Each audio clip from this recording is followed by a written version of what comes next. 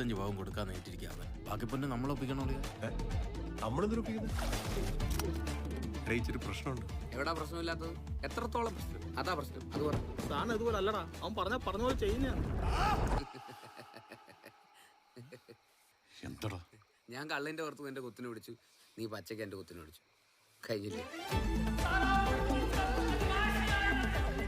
ഇതേ വധശ്രമ വകുപ്പ്, മനസ്സിലായോ? നീ നിന്റെ കുടുംബത്തിന്റെ അവസ്ഥ ആലോചിക്കണം.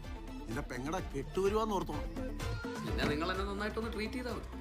എൻജോയ്മെന്റ് എനിക്കൊരു ത്രില്ലാണ്. അവൻ കൊണ്ടുപോയി വല്ല കാര്യത്തിലും താത്തിയാലേ പിന്നെ അജേഷാടാ അജേഷ് എന്ന് പറഞ്ഞിട്ട് കാര്യമൊന്നുമില്ല. വാശി ഉണ്ടെങ്കിൽ ചെന്ന് വാങ്ങിച്ചിട്ട് വരാനല്ലേ പറഞ്ഞു? വാശി ഉണ്ടടാ. എന്റെ ചോറിലാടാ നീ നിന്റെ പെങ്ങളും കൂടെ മണ്ണ് വാരിയിട്ടത്. ആ മണ്ണുള്ള ചോറ് തിന്നിട്ടാണ് ഞാൻ എന്റെ പൊന്നു വാങ്ങിച്ചോണ്ട് വരുവാടാ. എവനായിരുന്നാലും എന്തുവാ പള്ളി മുതലാണോ തോന്നിയാസം കാണിക്കുന്നത്? ഓ എന്നാ പിന്നെ ശരി, തന്റെ വിധി പോലെ.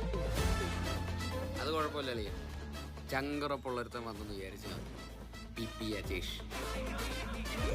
അവന്റെ വീട്ടിലെ